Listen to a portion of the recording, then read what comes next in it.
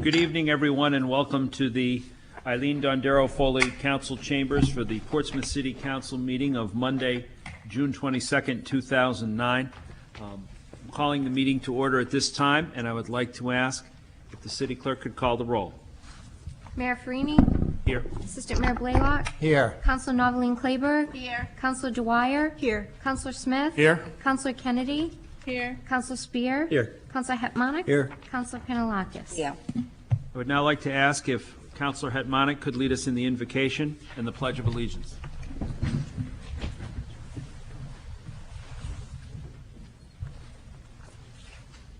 I pledge allegiance to the flag of the United States of America and to the republic for which it stands, one nation, under God, indivisible, with liberty and justice for all.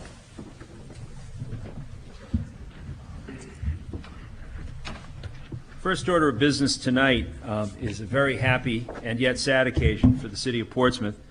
And at this time, I would like to welcome Superintendent Dr. Bob Lister and his family and friends who are here because we are going to honor you this evening.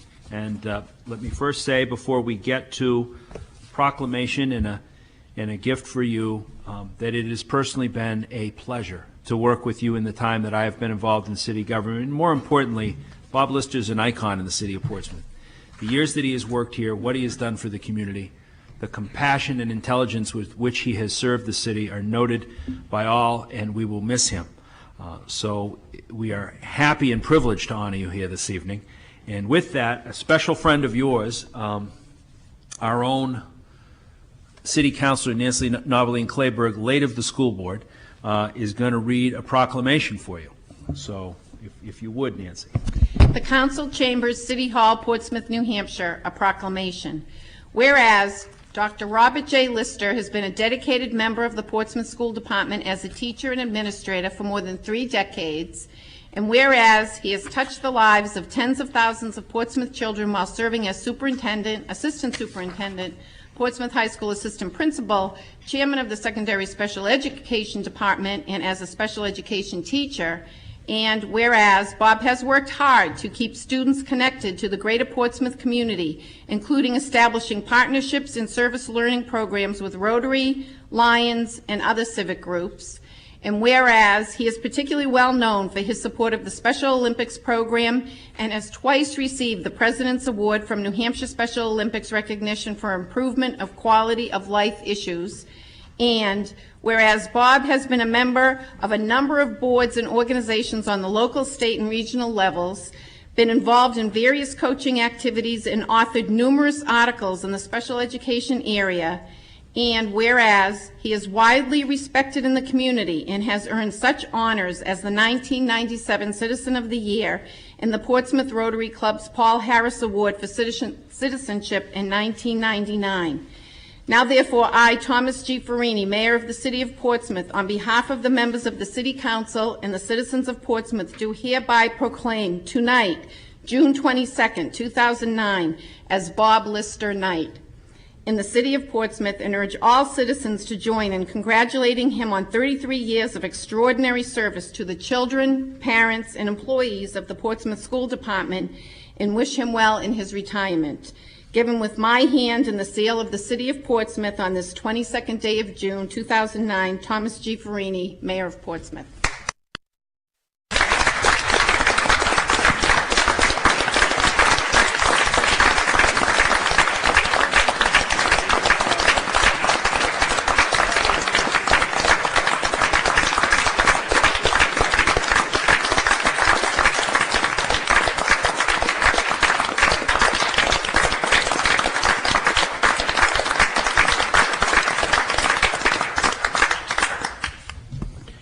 Thank you very much. I really appreciate that. And I'd just like to say a couple of words before, and when I'm finished, I'd like to, if you don't mind, take leave with my family because I have to feed these people. So,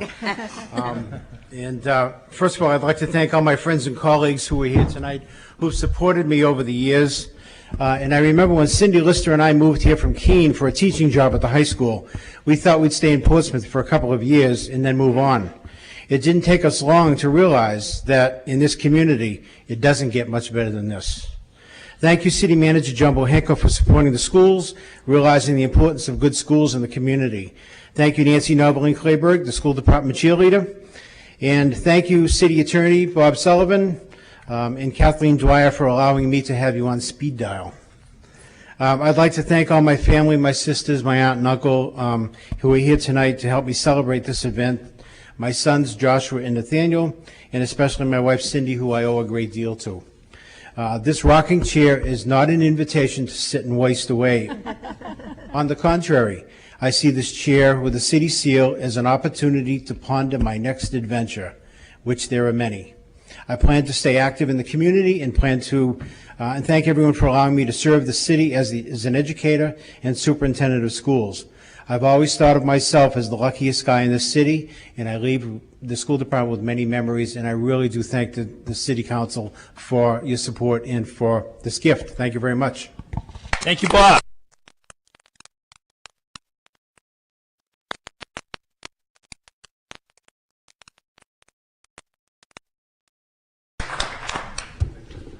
Oh, Tom. I'll get it delivered to you if you want tomorrow. Okay, that'd be great. I'll get it delivered. Okay. Good night, Bob.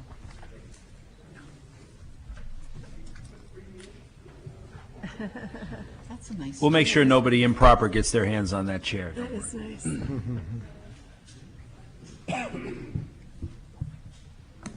Now we move on to more mundane business, acceptance of the minutes of the June 8, 2009 meeting. Do we have a motion? So moved. Second. Discussion on the minutes. Hearing none. All in favor? Aye. Opposed? It's unanimous. We now come to the public comment session. As you know, in the public comment session, you're each afforded 3 minutes to speak. At 2 minutes and 30 seconds, you will see a sign from our city attorney indicating that 30 seconds remain in your opportunity, and then you will see a thank you when your time is up. I would ask that you come forward to the podium. I'll actually call the speakers as you come forward, but please list your name and address for the record, and we'd be happy to hear your comments. The first speaker this evening on the list is Martin Cameron, 469 Ocean Road.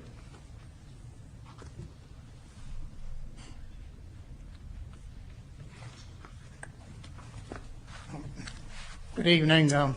Mayor, members of the council, staff. I just have one item I'd like to talk about, and I'd like to have the council tonight, if you vote on the budget, a final vote, to get rid of an item on there that will help a lot of people in the city, especially people that are disabled, mothers with 2 and 3 and 4-year-olds tagging along with them, and a whole bunch of us real old senior citizens. And by now you might figure I'm aiming at the meters. And so what I'd like to do is have you delete that $200,000 payment out of there so we don't get started on that. Take the money and put it into a contingency fund that we might use for something useful like snow removal or something this year, or another, a different type of environment or a different company to deal with. It seems that the company that's presently dealing on this is going to be very hard to deal with. The first thing that gets into their mind is go to court. So I think you could do the city and the people of the Portsmouth by deleting that $200,000. Thank you. Thank you, Marty. Our next speaker is Bill St. Laurent.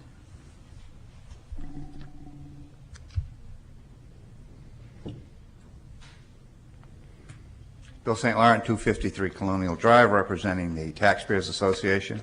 Good evening, Mayor and City Councilors. I'm going to speak briefly on the budget, which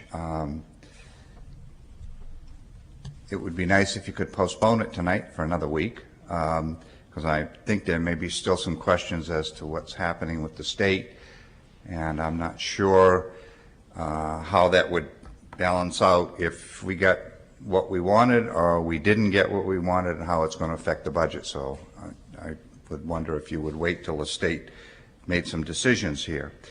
Some of the things, now this budget is asking for a 11 cents per $11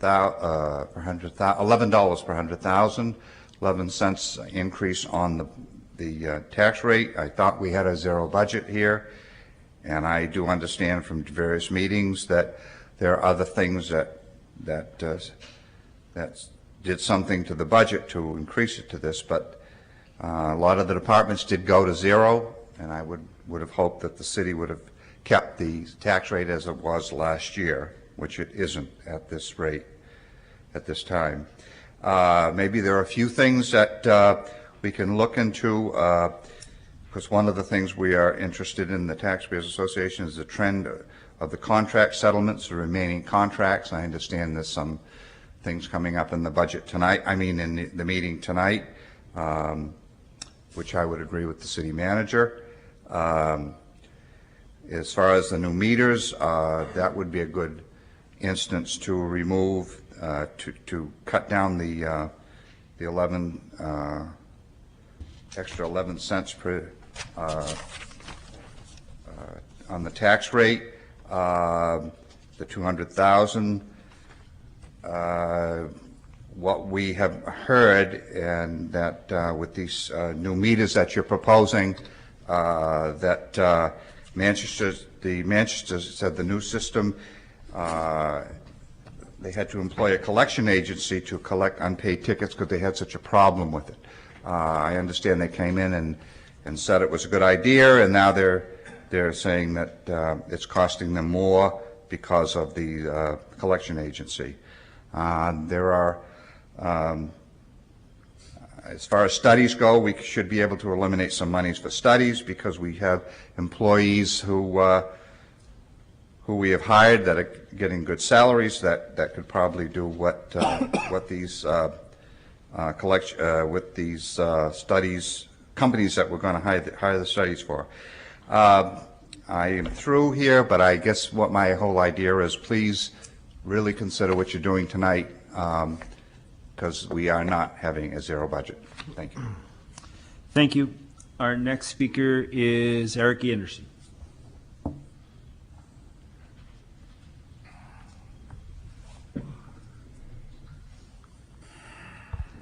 Thank you, Mr. Mayor, City Councilors. Not as much as a comment, but maybe possibly a question that could be explained in the process as you proceed this evening. Mr. St. Lawrence brought it to light.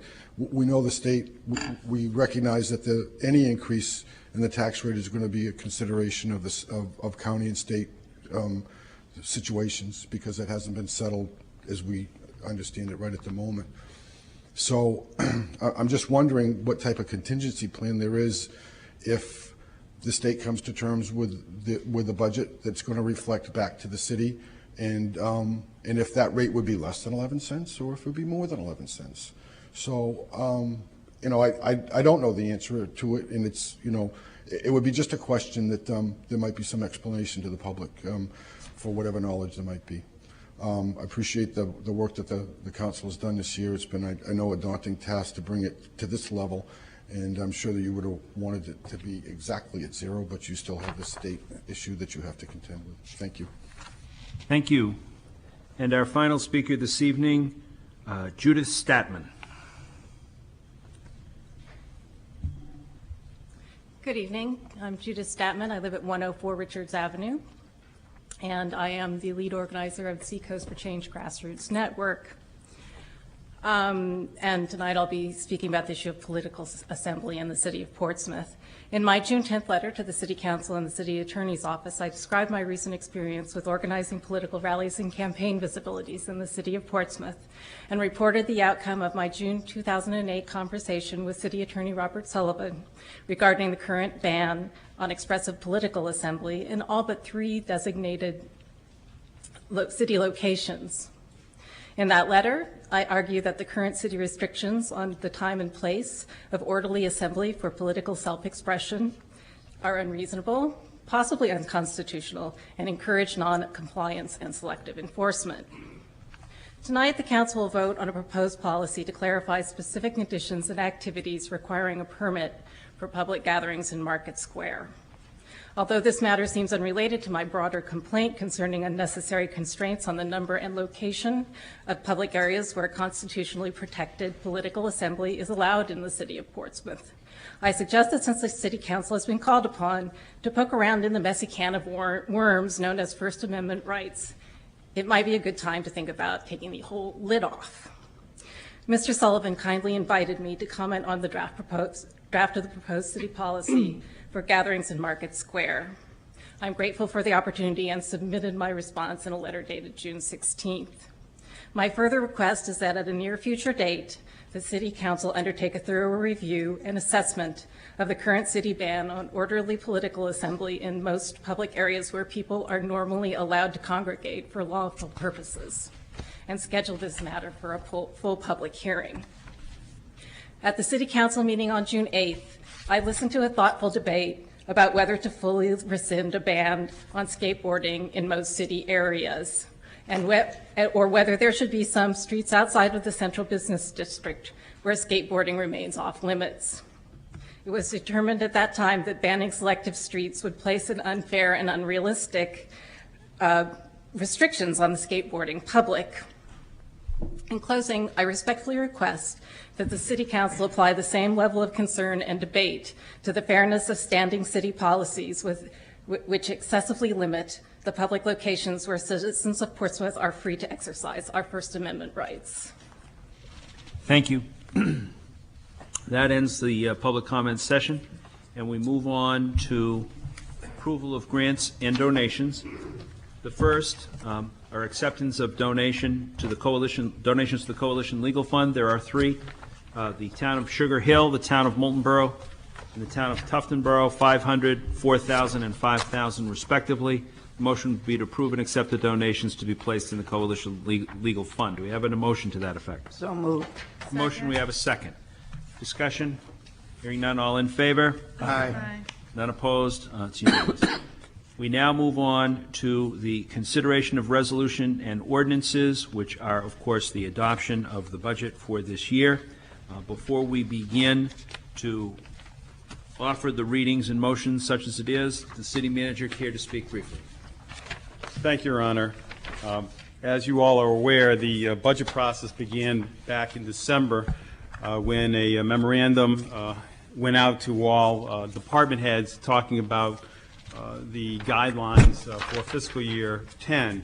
Fiscal year 10 is July 1, 2009 through June 30th, 2010. Since that time, we have had multiple meetings. We had 2 public hearings and over 5 work sessions with the City Council with various department heads.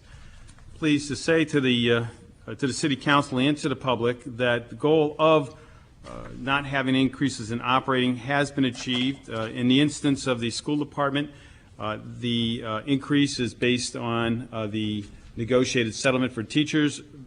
Absent that, there is no other increase proposed for the school department. The real challenge this year, and I think some of our speakers alluded to it earlier on, is the whole state budget process. But I believe we have enough information tonight to move forward on the issue, and I know that Councilor Pantelakis serves in the legislature as well. And one of the things, I guess, to go over a couple of the main areas that we feel that we're going to have a loss of revenue. The one area that we were very concerned with is revenue sharing. And revenue sharing is something we've had since 1969 from the state of New Hampshire.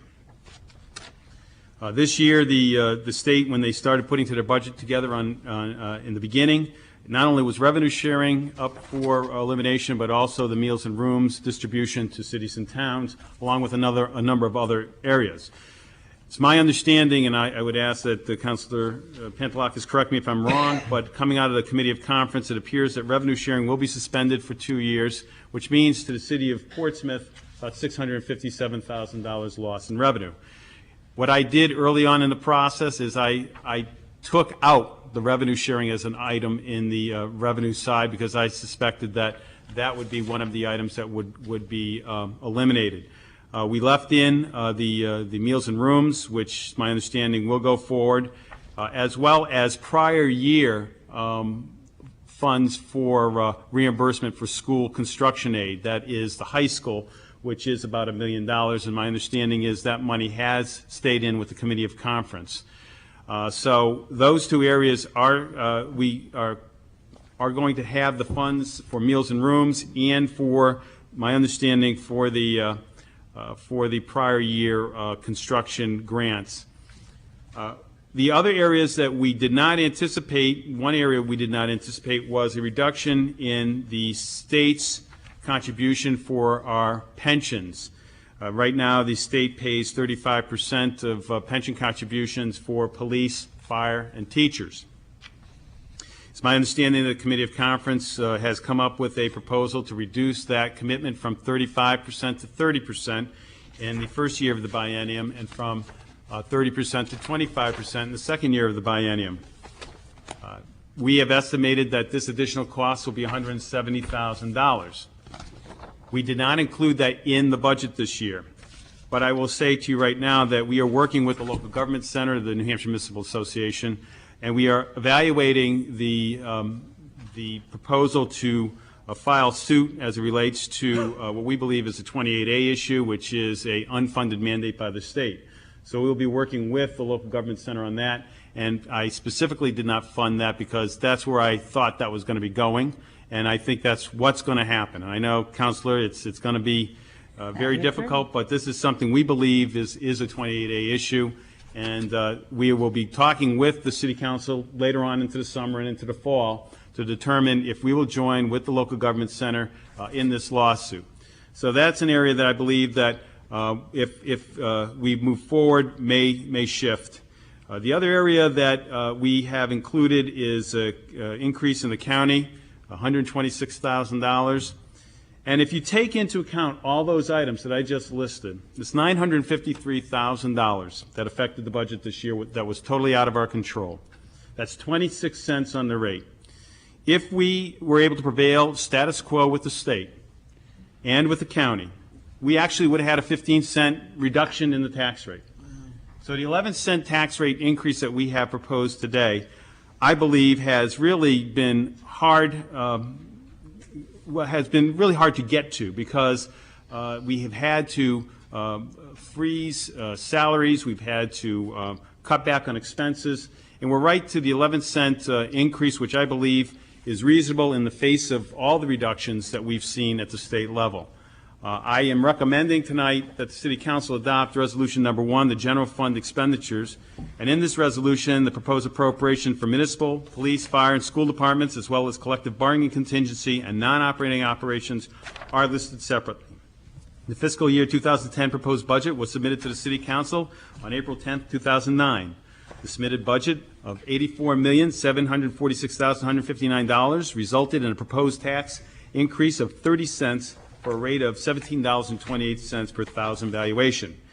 As a result of the various work sessions and departments, meetings with departments, and the City Council, reductions were made in the Police Department, School Department, and Overlay for a total of $453,023, which reduced the proposed tax rate by approximately 12 cents to $17.16, or a total increase of 18 cents.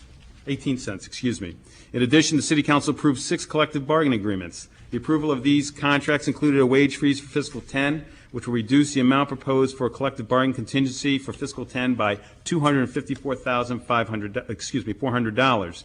The total reductions from April 10th proposed budget are as follows. The Police Department reduction was $124,601. The School Department reduction was $228,422.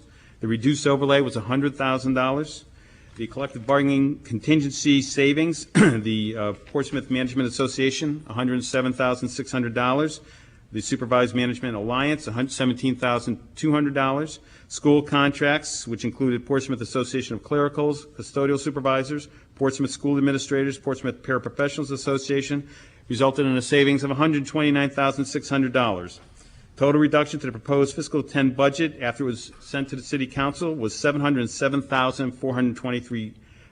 With all other factors remaining the same, this will reduce the proposed tax increase from 30 cents to 11 cents, resulting in a tax rate of $17.09. For your information, the 11-cent tax increase equals $11 for every $100,000 of assessed property valuation. Therefore, the fiscal 10 budget, both operating and non-operating, would be $84,038,736, or 1.95% over FY09 if this resolution is adopted. And I would ask for the City Council to make a motion to adopt as presented. So moved. We have a motion to adopt. Do we have a second? Second. Discussion. Councilor Noveline Claiborne. I just wanted to point out that the teachers' union, I think we all know, contributed $57,000 to the, in their contract is $57,000 less than the professional development, I guess it was, and that's not reflected in the list of unions that you read, because that's reflected in the school department budget reducing itself by $57,000. Correct. But just to mention that the teachers' union was part of this whole endeavor, I just wanted to make note of that. Okay. Council Spear.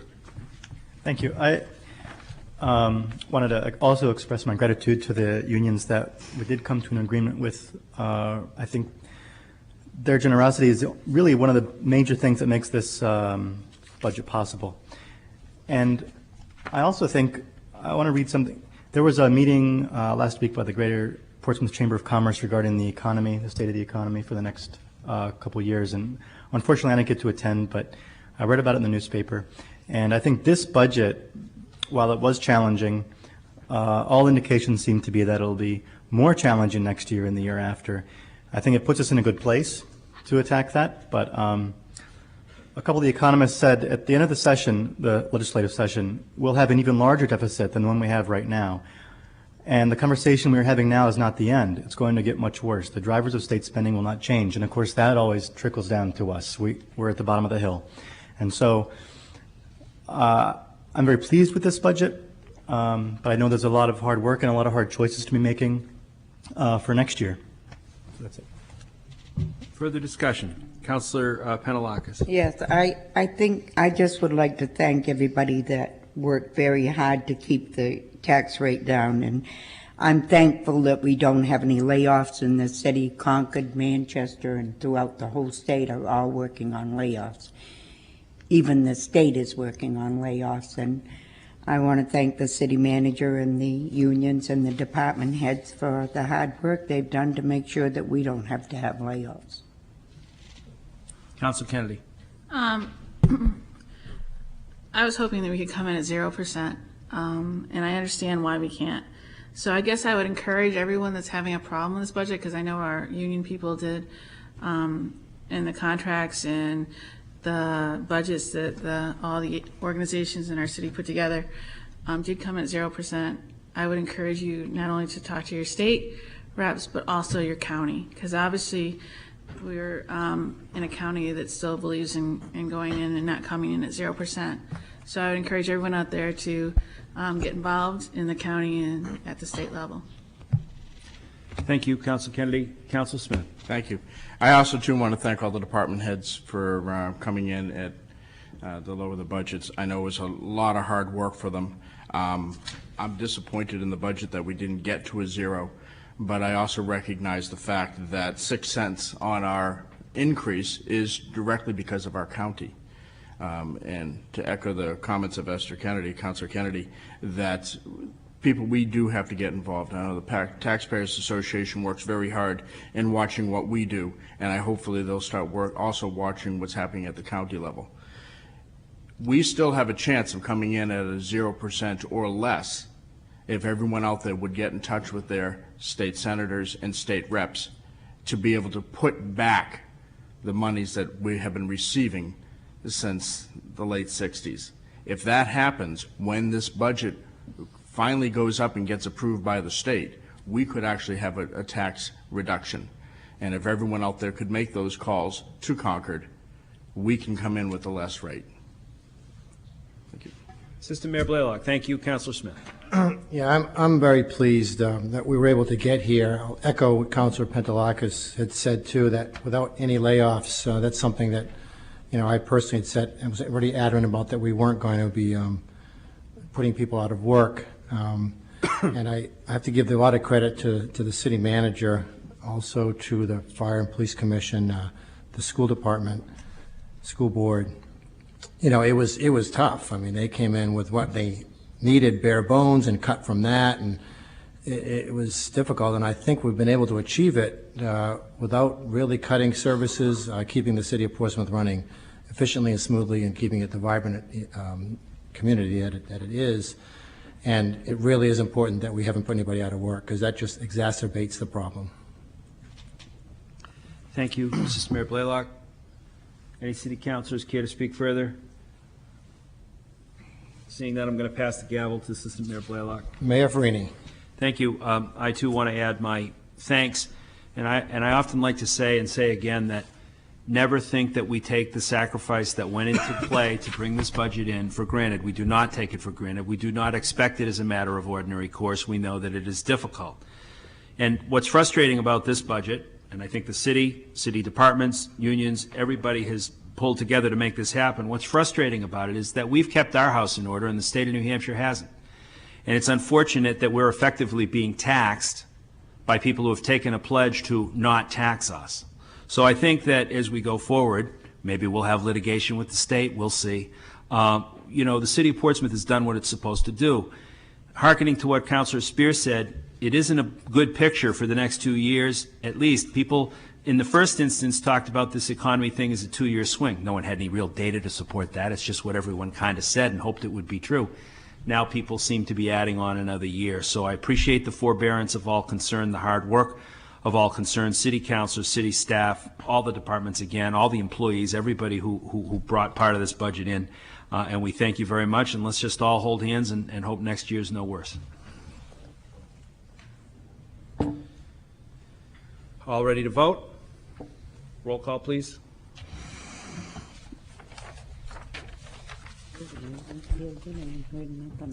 Assistant Mayor Blaylock. Yes. Councilor Noveline Clayburgh. Yes. Councilor Dwyer. Councilor Smith. Yes. Councilor Kennedy. Yes. Councilor Spear. Yes. Councilor Hetmanick. Yes. Councilor Panalakis. Yes. Mayor Farini. Yes. Unanimous. Thank you, Your Honor and Council. The next item we deal with is Resolution Number 2. This adopts municipal fees that have been recommended by the Fee Committee, and the City Councilor Clayburgh is the chair of that committee. The total revenues generated from these fees is estimated at about $919,000, about 1% of total FY10 general revenue funds. There's one minor amendment in this. At the request of the Police Department, there was an elimination of the 50-cent fee for bicycle license, since it appears that it's a very difficult item to collect and try to get people in force. So there was a recommendation which we agreed to, and I contacted the Councilor Clayburgh, and she agreed, and so within the body of the fees, that 50 cents has been deleted. That's the only other changes from what you originally saw.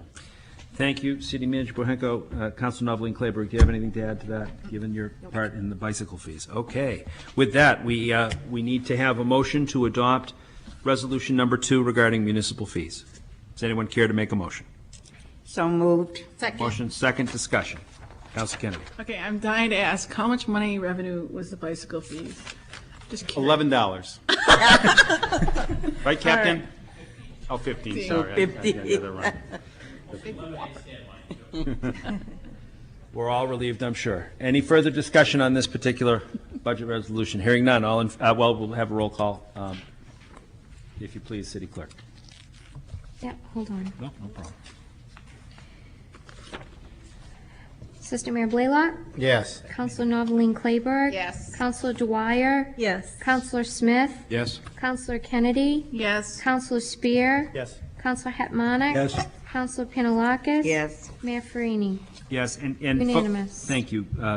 Thank you to City Clerk Barnaby. I just want to say, I'm not going to probably ask for a roll call on the rest of these. If a councilor wants to ask that, naturally we'll do that, but in the interest of expediency, given the nature of the ones that are before us, I'm not going to ask for a roll call. And if you wish to bring it forward, certainly you may. We go to Resolution 3. Thank you, Your Honor. This establishes the annual appropriation cash requirements for user rates for the sewer fund. The adoption of this resolution includes a two-step inclining block rate structure. That means the first 10 units, 1 unit equals 100 cubic feet or 748 gallons of sewer usage per month will be charged at $5 per unit. All consumption over 10 units per month will be charged at $5.50 per unit. There is no increase in the sewer rate for fiscal year 10. 80% of all our residential customers fall in the 10-unit or less tier. With Resolution 3 having been explained by the city manager, do we have a motion to adopt Resolution 3? So moved. Second. Councilor Smith, seconded by Councilor Penelakis. Discussion. Councilor Kennedy. I just have one question. I know the city manager gave me a figure of 495. Was that for Resolution 3 or Resolution 4? That would be for Resolution 4. That is the water. Okay, so what's the impact fee for the sewer? Is there any, or is it? No, you mean minimum charge? Yeah. No minimum charge. Okay. Further discussion, comments, questions? Hearing none, all in favor? Aye. Opposed? That resolution passes unanimously. Resolution 4, John. Thank you, Your Honor. The next item deals with the water fund. This establishes the annual appropriation, cash requirements, and user rates for that fund. Similar to the sewer, the adoption of this resolution will include a two-step inclining block rate structure. As I indicated earlier, the first 10 units of water consumed per month will be charged at $3.30 per unit. All consumption over 10 units per month will be charged at $3.90 per unit. The increase translates to approximately a monthly increase of $9 to the average residential user. 80% of all residential customers fall in the 10-unit or less tier. And I just want to let the council know, and they will recall, and I'm sure, and the people at home, this increase is due to the requirement that we build a new water treatment plant. We are in the process of building that plant. We've been pleased that the bids have come in substantially lower than we had anticipated. Also, I want to announce that the City of Portsmouth did extremely well when it went out to bond for this project. The bond that we went out for was a combination of not only this project, but also our other bonding. We had met with Standard & Poor's, as we always do before our offering statement goes out on a bond issue. And we were extremely pleased and pleasantly surprised that after our discussions with Standard & Poor's that we got an increase in our bond rating to AA+. And this is extremely unusual in this economy. We're just one bump below AAA, and we're very pleased about that. And that resulted in a blended rate for 20 years of 3.76%. And that's a huge item and a huge number in savings over a period of years. I have a press release that I will be issuing, but this is the importance of trying to maintain a stable and predictable budget along with the types of stabilization funds that the City Council has put in place. If we will send you a copy of what Moody's and Standard & Poor's said about our budgeting practices, which they were extremely impressed by, especially a city of our size. They do not believe that they would give another city a AA+ in at this present time. So we're very pleased about that. There were two other communities in New Hampshire that have a AA+, but we're very pleased, and it resulted in substantial savings. So it all comes down to the ability to stay the course on our reserve funds, and also some great staff that has worked very hard over the years. Thank you, City Manager Bohenko. We'll get the motion on the floor, and then others may have a bit to say about that. Does anyone care to make a motion to adopt the water fund expenditures as offered? So moved. Second. Discussion. Here, Councilor Kennedy. Since we have that savings, are we going to be able to see it in resolution number 4 at any point? We will probably see those over a period of years. Those savings comes over the 20-year period. So depending on the period of time, we're probably talking about $30,000 to $40,000 a year, and those will be reflected in the savings. Because depending on what you're looking at, we would have probably at our older rating been about 20 basis points difference. Maybe we would have been just slightly below 4 or at 4. Our financial advisors indicated that we probably had about $240,000 worth of saving over the life of the bond. It's hard to gauge because you don't know what the market at the time will do. I mean, for example, the state of New Hampshire bonded general fund bonds in November at 4.7%. At the last time we went out, I believe we received a rate of about 4%. So those savings will be reflected, and when we get the amortization in place, we will reflect those next year in the budget. Assistant Mayor Blaylock. Yeah, I just want to commend the city manager and his financial staff. I mean, this is no small feat. This is something that's quite commendable and quite, particularly in this economy, but at any time, to have a bond rating like this is going to save us money for years and years to come on this project and others. And it just goes to show you that there's a lot of hard work being done behind the scenes, and a lot of times the work in the trenches doesn't get recognized. And I just want to make sure that everybody takes a minute to reflect on the fact that this is one of the reasons we run so efficiently here. Councilor Dwyer. I don't want to distract us from what we're doing by this question, but does that suggest that there might be opportune times to refinance some earlier bonds? Well, what happens is there is no provision for, let me just think for a second. I'm trying to find the words. There are no call provisions. We cannot call our bonds because you would have a substantially higher rate earlier on. We have, most of our rates over the last 10 years have come in at 4% or less. Okay. Is that correct, Judy? So there are no call provisions within them. Councilor Noblin Claiborne. Will this help us with our middle school bond? Will we be able to get a rate as low as this? Well, it depends on what the Fed does on Wednesday, I guess. But I don't know. We pushed to get this bond out quick because the rate and the bond market was advantageous at the time. The staff, I want to say something. The staff this was a quick turnaround, and we got our offering statement together and put it out. And we got it out. We had a good timing on it because the week after we ended up selling, rates did increase. So we're very pleased to have done that. It's hard to say in the market, Counselor. I don't know. This depends. Depends. Plus, the way the bond is going to be structured for the middle school will not be like this one because this is going to be done in 18 months. We're going to have to go into do short-term borrowing, what I typically call bond anticipation notes, and that will happen. So we won't permanently finance until later on into the project. Further discussion on this resolution? Hearing none. All in favor? Aye. Opposed? It's unanimous. Then before, John, you get to go forward on number 5, let me just take the privilege of the chair, because I'm not speaking to the motion, to say, once again, we do not take for granted, never think we take for granted the hard work that people engage in. John, his staff, it becomes an old story every time. They get a better bond rating, they do a little better, but what it brings us in value is substantial. We are in their debt, and as I could not have said it better than the Assistant Mayor, we will be in their debt for years to come, but it's the right kind of no debt, if that makes any sense. So, with that, let's move on to Resolution 5. Thank you, Your Honor. This resolution allows for the expenditure of special revenues and designated fund balances. This allows the city to expend from designated fund balances, donations, federal and state grants as they are accepted and received. So when you accept a grant or donation, this gives us the ability to do that, to spend that money. That's an overall blanket resolution. For example, if we receive TARP money, it allows us, unlike towns that have to have special town meetings and things, this is a blanket resolution that when you accept it, we can then expend it. Okay, we need a motion to adopt Resolution number 5 for special revenues, necessary expenditures, and designated fund balances. Does everyone understand the motion? If they do? So moved. We've got a motion. Do we have a second? Second discussion. Hearing none. All in favor? Aye.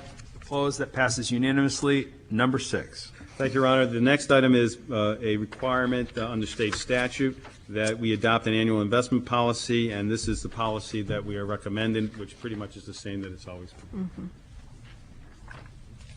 Resolution number 6, we need a motion to adopt the resolution on investment policy. So moved. Motion, seconded, all around. And with that, further discussion. Hearing none, all in favor? Aye. Opposed? It's unanimous. Your Honor, I want to just take this opportunity to thank the council for their work with the city staff on this budget. It has been a difficult process, but one that I think is gratifying at the end, that we as a community have achieved many of the goals that we set out for in the beginning, and we have done so without affecting people's lives substantially. So I want to thank the council for their support. Thank you. And now we move on to item B, first reading of ordinance amending Chapter 7, Article 4, Section 7.402, areas established and designated and described of the ordinances of the city, Hanover Fleet Street off-street parking area, Hanover parking garage. The motion would be to move and pass first reading of the ordinance. of the proposed ordinance as submitted and schedule a public hearing and second reading at the July 20, 2009 City Council meeting. Does anyone care to make a motion? Second. We have a motion, we have a second. John, do you care to make an offering? Well, I know that this is an item that we've been talking about. This really basically deals with people that spend a long time in the garage, and we can't enforce, the extent of the time that they stay, so. Correct. Thank you. Councilor Kennedy. I just have a question. Being someone that used to work on the Shoals and would leave my car in the parking garage and pay legally, is there any provision for someone to do, to go out there or to do some kind of parking longer than 7 days? I'll have John Frederick come down and speak to that issue. He's the parking manager.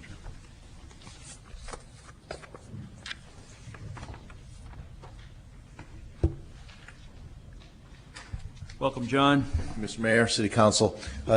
Folks that normally are going to park in our garage for a long period of time in such a manner as you're speaking to would normally approach our parking garage manager and inform him that they're going to do that, and in those cases we would note that vehicle and it would be fine. And that happens quite frequently. Councilor Kennedy. Can we put a procedure in there so that that happens? I mean, so that there's no miscommunication? Absolutely. We could probably sign it as people come in, just to say, maybe we could do something that would have a longer stay, that see the manager. Yeah, or just something that, so that we can put it right into this ordinance. Because I know, for example, people stay in the parking garage instead of going out to Shoals for just 2 weeks instead of getting by the salt piles, as an example. So, I just wouldn't want somebody to get caught up in it. Absolutely. We'll make sure that that's in there. Okay, we have a motion pending. Discussion. Hearing none. All in favor? Aye. Aye. Opposed? That one passes unanimously. And then we move on to the third and final reading of ordinance amending Chapter 7, Article 4, Section 7.408 regarding the Pierce Island boat launch overnight parking. Motion would be to pass third and final reading of the ordinance as submitted. Does anyone care to make a motion? So moved. Second. And for the record, it does contain what we'll euphemistically call the White House Amendment. Discussion. Hearing none. All in favor? Aye. Opposed? That's unanimous. Move on to the consent agenda. A motion would be in order to adopt the consent agenda. I'll briefly read it. The first is an acceptance of a grant to the Mayor's Blue Ribbon Cemetery Committee from the Portsmouth Garden Club in the amount of $2,000. Second, item B, a letter from Jay Diener, Seacoast Half Marathon, requesting permission to hold the 4th annual Seacoast Half Marathon on Sunday, November 8, 2009. And the last item on the consent agenda, a letter from Eric Weinrabe, Portsmouth Rotary Club, requesting permission to hold the 17th annual Thunder Chicken 5K road race on Thursday, August 6, 2009. Does anyone care to make a motion to adopt the consent agenda? We have a motion, we have a second. Discussion. Council Kennedy. I just, quick question, on August 6th, is that when the dogs are on Pierce Island? Yeah, I think they might be. Would that be a conflict? I'm just curious. No, I think there is, that's going to be a multiple day exhibit. It's going to be as you come. It's not going to be a specific time. So that's not the day they're bringing them out? That's the day it starts? I'm not sure about that. I'm just concerned this big, with chicken running and this big I will, you know what? truck. I'll make a note of that, and we'll accommodate as needed. So, okay? Noted. Discussion further on the consent agenda. Hearing none. All in favor? Aye. Opposed? That's unanimous. Item 10, presentation and consideration of written communications and petitions. Letters from Judith Statman, Seacoast for Change Grassroots Network regarding the City of Portsmouth policies affecting peaceable protest assembly and the exercise of First Amendment rights. There's also a response of Attorney Sullivan in your packet as well. Do we have a motion regarding this letter, the letters? Anyone care to make a motion? Move to accept and place on file. We have a motion. Do we have a second? Second. Discussion. Hearing none. All in favor? Aye. Opposed? It's unanimous. Item B, a letter from Peggy Lamb, Historic State Street Merchants Association, requesting permission to display open flags during business hours on State Street. Your Honor, I Well, would. could you speak to this first? Sure. This is similar to the. Seen this before. Right. This is similar to the Deer Street flags.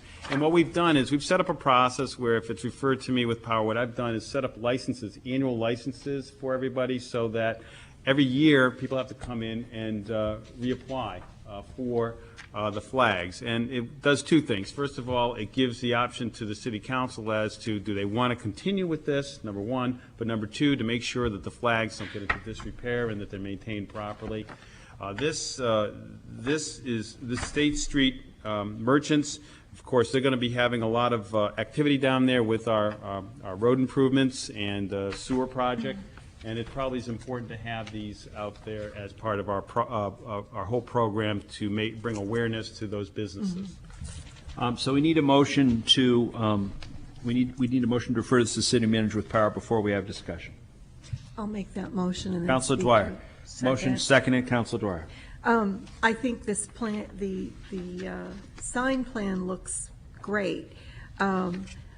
But I wouldn't be a member of the planning board if I wasn't obsessed with the concept of signs. And having just asked last week about the signs on the kiosk, I would also ask about this in terms of what constitutes a sign and whether this is something that needs to go to the planning department to take a look at in terms of advertising, signage, or sort of how we're treating these. I mean, I think they're great. I don't want to stand in their way, but in the spirit of kind of consistency, it feels like we need to make sure that these are in keeping with what we already have in place for sign ordinances. What I can do is I will consult with the planning department. The key here is that we're going to do licenses every year. We're not going to give, with regards to a sign approval, you typically could have that sign up there for 10 years without changing it. Right. This though is, I feel much more comfortable having these licenses every year and reestablish every year through city council action, just in the event that we have issues. So I will consult with the city staff, I will consult with the planning staff, and we will review it to make sure there's no unintended consequences. If no one has an objection, I won't take the time of passing the gavel, but I'll ask this question. Of the city manager, are the flags requested any different than the Deer Street flags, or are they basically the same item?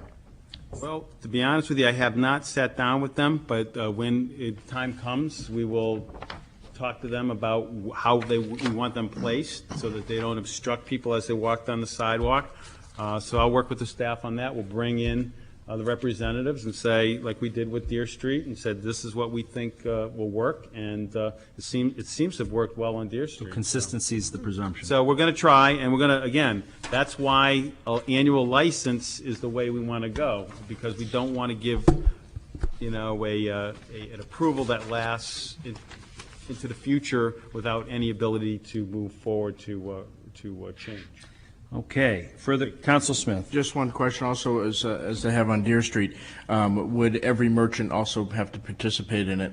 In other words, there were no other merchants on Deer Street that were allowed to hang any other flag other than the Deer Street flag. And I guess that is a question within the license that we'll talk about, that it would have to be consistent. Further discussion? Hearing none. All in favor? Aye. Opposed? That passes unanimously. And we now move on to the city manager's items which require action. Thank you, Your Honor. Getting to those items, the first item is a recommendation to reject the fact finder's report in the case of the firefighters negotiation. As I've indicated in my comments, that both the Fire Commission and the Fire Union has voted to reject this, so pretty much would be pro forma for the City Council to reject this by state law. The City Council must act on this item. Do we have a motion? Move to reject the report. Move to reject. Do we have a second? Second. We have a second. Discussion. Hearing none. All in favor? All right. Aye. Opposed? It's unanimous. Item 2. Thank you, Your Honor. The next item deals with the Portsmouth Police Ranking Officers Association tentative agreement. The Police Commission has approved the tentative agreement with the Portsmouth Police Ranking Officers to expire June 30th, 2013. Portsmouth Police Ranking Officers Association reached this agreement on December 31st, 2008. The negotiating team met with the ranking officers negotiating team and informed them that they did not feel that this tentative agreement would pass, and asked them to consider taking a year without COLA increase. The police ranking officers team brought it back to their membership, and the membership did not agree with the wage freeze and asked that this original tentative agreement be brought forward for a vote of the City Council. It's my recommendation that the City Council reject this tentative agreement. I don't believe it's in the best interest of the city at this time to pass this tentative agreement. We need a motion as regards the adoption or non-adoption of the, will be a motion to reject or a motion to adopt, depending, of the Portsmouth Police Officers Ranking Association tentative agreement. Does anyone care to make a motion? I move to reject. We have a motion. Second. Second. Discussion. Hearing none. All in favor? Aye. Opposed? It's unanimous. Item 3. Thank you, Your Honor. Next item deals with a revised contract for Edward McDonough, the Superintendent of Schools designee. Mr. McDonough has indicated to the school board that he would take a 3% reduction in his salary based on the original contract negotiations that he has had. So he agreed originally to a salary of $134,000, and this would bring it down to $129,980. Tuesday, June 9th, 2009, the school board voted to approve the revised contract in accordance with Section 4.9 of the city charter. I'm submitting the revised contract to the City Council for consideration and approval with that revision. So we'll need a motion to approve the revised contract as explained. Does anyone care to make a motion? Second. Moved? Who moved it? Councilor Dwyer? Spear. No, Spear. Councilor Spear and Councilor Kennedy. Discussion. Councilor Penelakis. I just would like to thank him for coming in lower and helping out, seeing he hasn't even come on the job yet, and he's already taken a cut in pay. Further discussion. Hearing none. All in favor? Aye. Opposed? And thanks to the new superintendent. Thank you, Your Honor. Next item, I'd like to have the city attorney speak to the ratification of the Prescott Park Arts Festival agreement. City attorney. As the city council is aware, there are a number of unique, there are a number of unique characteristics in the way Prescott Park is operated. The first thing is that the trustees of trust funds actually operate the park under a grant of authority by the city council, but that authority is unwritten. It's been worked out over at least 50 years that the council has trusted the trustees of trust funds to run the park, and they have operated the park in a fashion, I think, which has made everybody proud. But the trustees of trust funds are city officials. The next step in that unique arrangement is that the trustees of trust funds have in turn allowed or authorized the Prescott Park Arts Festival, a independent, nonprofit, non-governmental agency, to put on plays and generally to conduct the artistic activities in the park. And along with that, the trustees of trust funds have authorized the Prescott Park Arts Festival to run some arrangements such as the Chili Fest and a little fairy house tour and all that. And it was my belief that, it became my belief that even though there was no problem with the Prescott Park Arts Festival, that an arrangement in which they were performing what are essentially governmental functions on behalf of the government, with significant amount of money involved, cash being handled, et cetera, that the time had come in which a written arrangement should be entered between the trustees of trust funds and the Prescott Park Arts Festival. What you have on your agenda tonight is an example, or not example, it is the arrangement that was produced after a significant amount of negotiation between the trustees and the Arts Festival. I think you'll find it's a fair and balanced arrangement throughout. It specifies in detail exactly what the Prescott Park Arts Festival can do and not do, and it operates as essentially an ongoing agreement. In other words, it has no termination date. It will, if you approve it tonight, and your approval is necessary because the trustees of trust funds have no authority to do anything at the park except with the approval of the city council. So if you will ratify what the Prescott Park trustees and what the Prescott Park Arts Festival have agreed upon, then from this point onwards there will be a written agreement between the city and the non-governmental enterprise which will specify all the duties and responsibilities and authorities going forward. I participated at every stage of the creation of this agreement, and I strongly recommend that the council ratify the action of the trustees. Thank you, Bob. We need a motion to approve the agreement. Move to approve. We have a motion to approve. We have a second discussion. Second. Thank you. Councilor Dwyer. Councilor Dwyer. I'm glad we're doing this. I think it's, and, you know, it seems very thorough and thoughtful. And so there are two things that leapt out at me that I want to ask about, because it seems like you've tried to think of everything. And that's on page 2, number 4. And because we're doing the First Amendment thing tonight, I agree with, I understand what number 4 is trying to do here, but because it is a public place, by the very nature that, as you've described, how can it not be a forum for public expression? Under what? I can answer that. Okay. First off, let me say it's timely that this question should come up tonight, because the policy in regard to Market Square is really based upon the same principles. The stage at Prescott Park is widely sought after venue because its location, it's so well set up for making presentations, the river, the Navy Yard in the background. But the problem with allowing the stage to be used for public expression, meaning becoming public forum in the First Amendment jurisprudence, the problem with that is once any individual or entity uses it for private expression, then that becomes a public forum. And after that date, the city would lose control over who could present on that stage. This has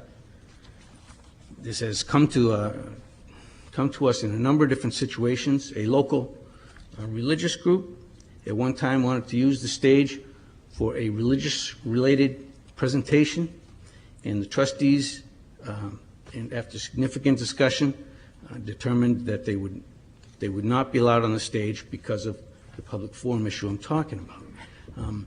The religious entity actually brought lawyers from New York, First Amendment specialists, to have us explain to them how, under First Amendment jurisprudence, the city could say no to that stage. And what we told those lawyers from New York is it's not a public forum. It has only been used for government speech, meaning speech expressly authorized by the city government through the trustees. The trustees, for example, approve the plays that the Arts Festival puts on those stages. Okay. So everything that happened there was government speech, deliberately so. Now, just to give you an idea how tricky these things can become, the very same religious group came back at one point, said to the trustees, this is after 9/11, we would like to put on a presentation honoring the dead firefighters and police officers of 9/11. The trustees, however, realized that if they allowed that expressive conduct to be put on that stage, then the very next week, the same religious group could come in and ask for what they wanted in the first place, and they could not be denied as a matter of First Amendment. So that's why the stage is not a forum for public expression. Councilor Dwyer. I think that's a very helpful explanation, and I wonder if some more of those words couldn't get in here so that I don't have to ask you again the next time I see this. I think the idea of the authorized government speech, the authority is deriving to the trustees, and it's authorized government speech is the helpful part for me to distinguish that from other places. Noted. I'm sorry. Councilor Kennedy, then Councilor Spear. I didn't see anywhere in here about the dock rentals. I saw dock reservations. I didn't know if that was all in one or if that should be included. Prescott Park Arts Festival has no involvement with the dock, and that shouldn't be in here. Okay, it's under miscellaneous. It talks about dock reservations. Let me see. On page 5, 26. Mm-hmm.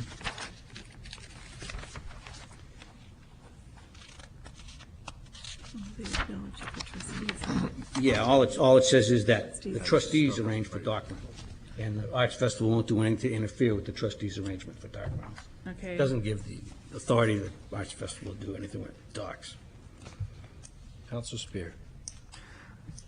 Going back to Councilor Dwyer's question and the stage and the public expression and things like that, is it, I understand once you grant the use of public expression on the stage, you forever have to grant that. Can you grant it, if you so choose, recurring at a same period of time? So let me give you an example. Could the stage be reserved for government speech during the season of the performances? And as long as we were consistent, then it could be used for public expression after the season was over. If we chose to do that, I'm not suggesting we choose to do that, but I'm wondering to know, how is the law in that? I do not believe this, in any of the cases I read on this public forum analysis, there's no discussion of anything close to an arrangement as you just talked about. So I would say no. Once it's a public forum, it's a public forum. Yes. Further discussion, Councilor Dwyer. Well, this is in the spirit of pickiness of, it seems like you're attempting to think of every single thing where fees might be charged. And I believe fees are sometimes charged for reserved chairs and that is not specified in here. And given the level of detail, I wonder if that might be something that I assume is permitted. And if it's not here, Well, the common perception in the community and the very much favored perception is that Prescott Park is free. Any citizen should go there without cost. And that is the case throughout this agreement. No allowance in here for anybody to collect any fees.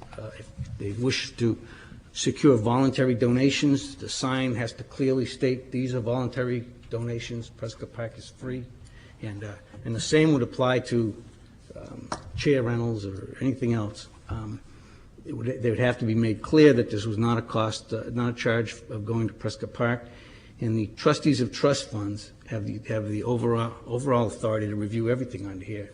And if the trustees of trust funds didn't want the chairs to be rented, the chairs would not be rented. Councilor Noveline Clayburgh. I have a question. Attorney Sullivan, there is a part of Prescott Park where a public gathering could occur, correct? I'm glad you brought that up. And it's clearly outlined. This is now exactly the same issue that's going to come up under Market Square. The area of Prescott Park located closest to the river in the parking lot, with the backdrop being the Navy Yard. That is a designated public forum of the city.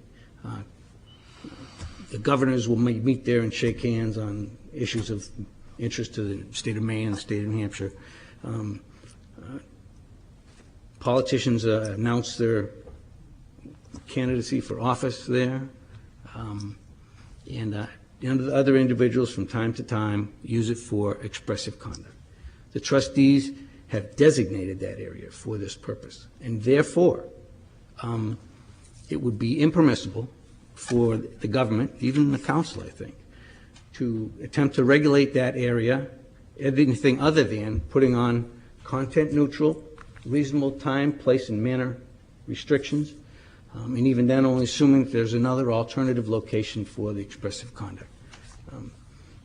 That's what Councilor Clayburgh was asking about, and that's the way that area has been operated for a number of years now, and it has been successfully so.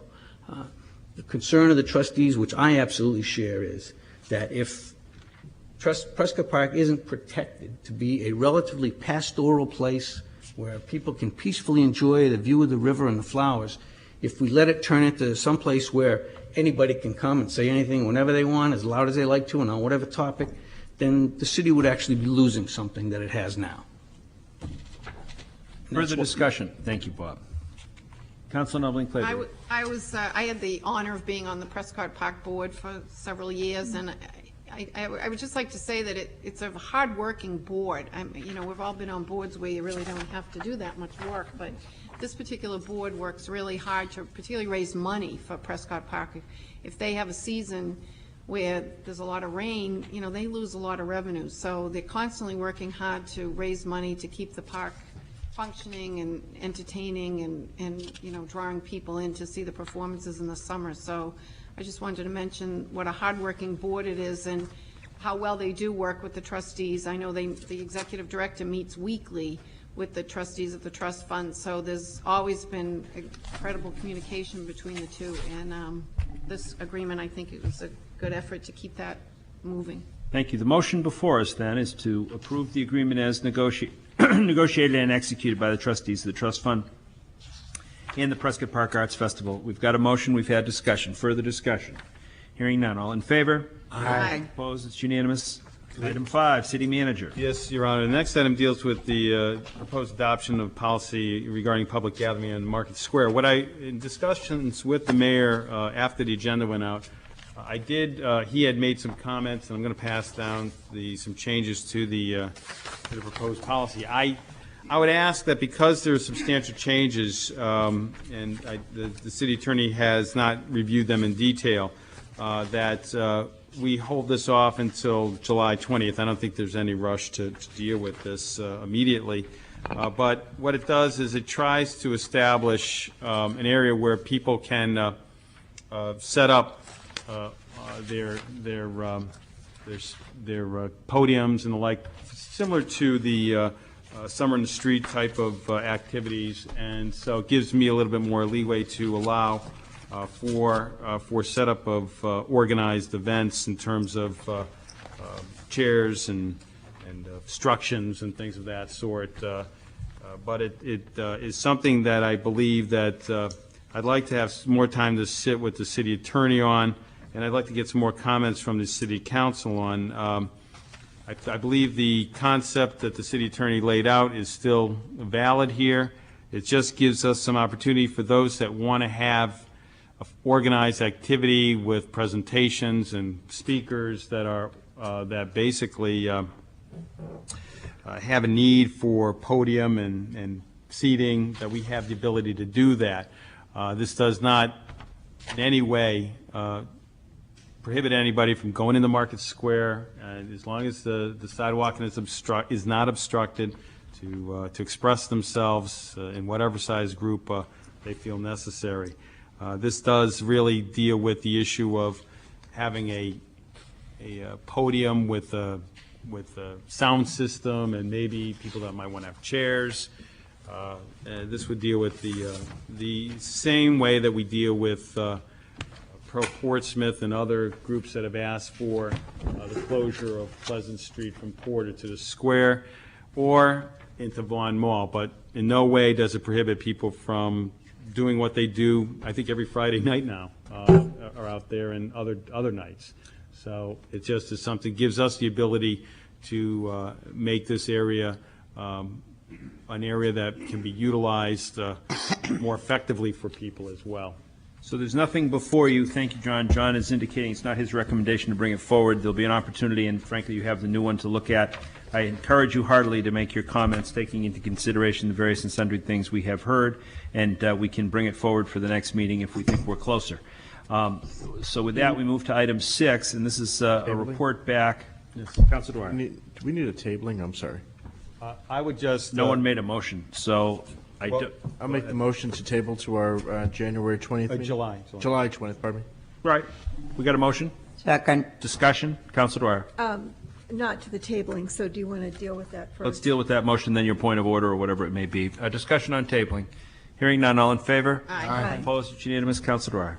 Well, I wanted to ask the city attorney, based on the points that were in the letter that we received and that were spoken about tonight by Ms. Stadman.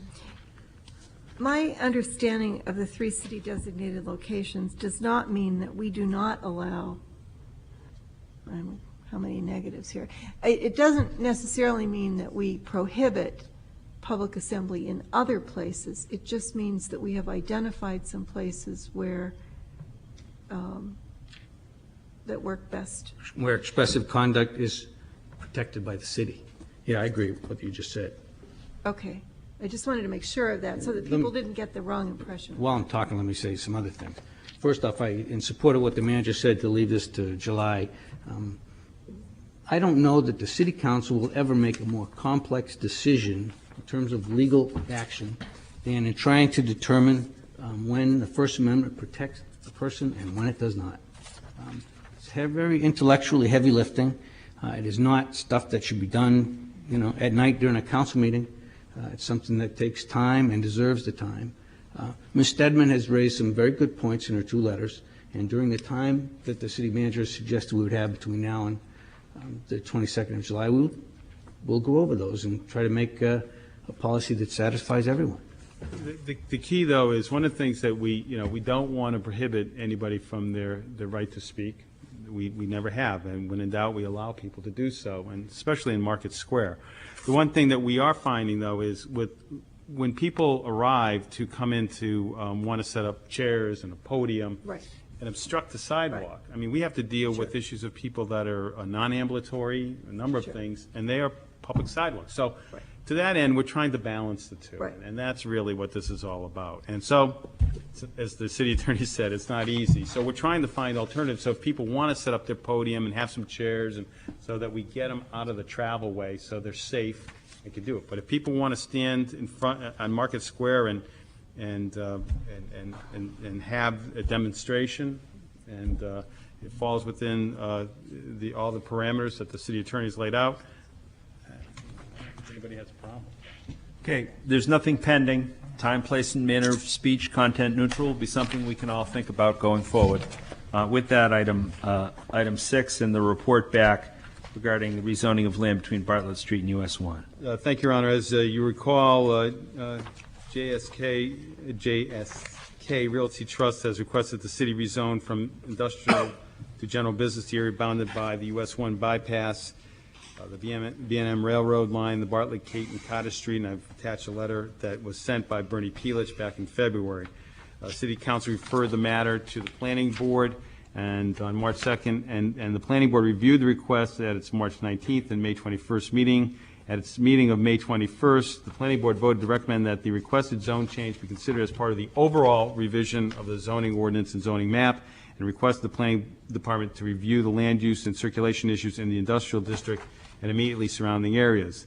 The board's recommended zoning for this area will be included on the revised zoning map, which will be recommended to the City Council this fall, along with the revised zoning ordinance. And we will be able to have more conversation about all these things on Thursday when we have our work session. So that is the recommendation of the Planning Board, and ask that you accept that recommendation as presented.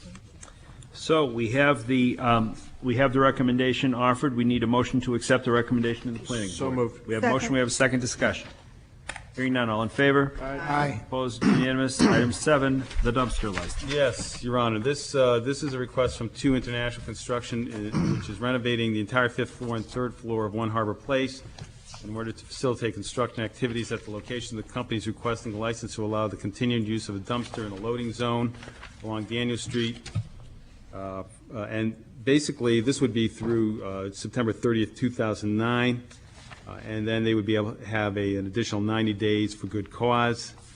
The occupation permit for the existing dumpster has expired, and the license would be more appropriate given the intended length of encumbrance. And if you look at the photo, it does not create any major problem.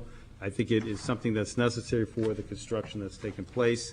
And they would have to pay $20 per day for the use of the space on the street.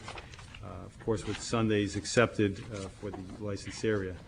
The standard license provisions, insurances, repairs, late fees would apply.